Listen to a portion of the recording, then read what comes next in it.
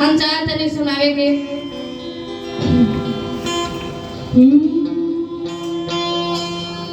कि नशा न करना मान लो कहना अरे प्यारे भाई बहना होगी बड़ी खराबी अरे नशा न करना मान लो कहना प्यारे भाई बहना होगी बड़ी खराबी होगी बड़ी खराबी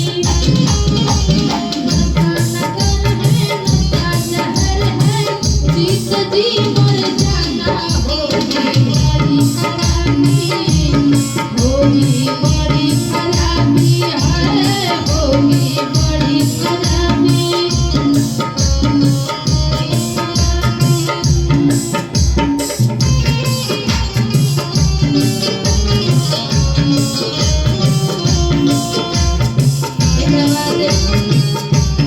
वो आदमी के मेहरान को भी बोल दिया तने ध्यान से सुना जा कि दिन पर दिन बिगड़ल जाता रूपा के दास्ता नाता छोड़बो की ना दिन पर दिन बिगड़ल जाता रूपा के दास्ता नाता छोड़बो की ना तोहरे फिकिरिए भइनी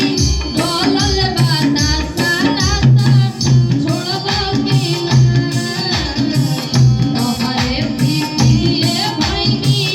डोलल बतासा नाता छोड़बो की ना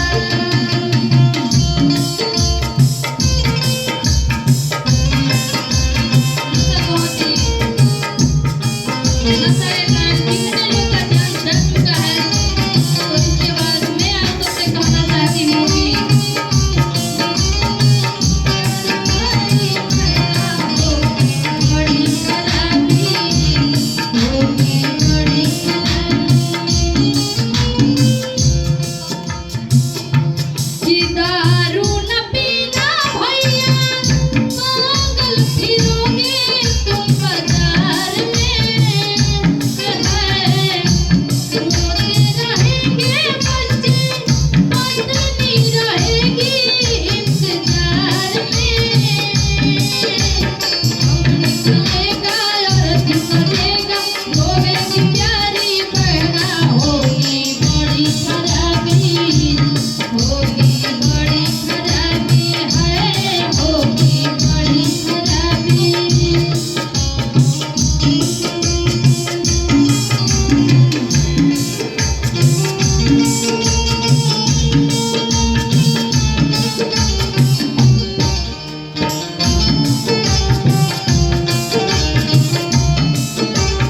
यहाँ पर जितने भी भैया लोग खड़ा है सबको तो मैं नहीं कर सकती हूँ लेकिन जितने हैं उसमें से आधा सिगरेट और गुटखा का सेवन जरूर करते हैं तो इस पर मैं बोलना क्या चाहती हूँ कि गुटखा न खाना साथी चलेगा चलेगा बातों बात में है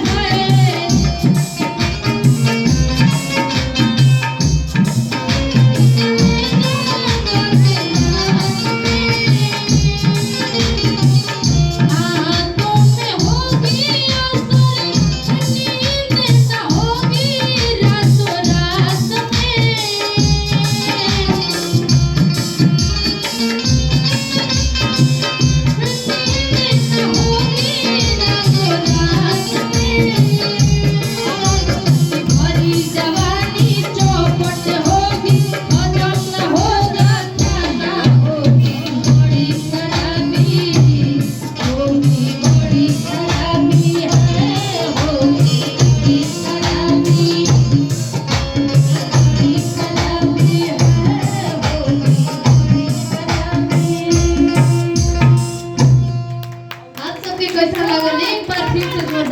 बजा दीजा हम क्षमा मांगते हैं कि आज गणतंत्र दिवस के शुभ अवसर पर वो नशा के गीत सुना रहे हैं।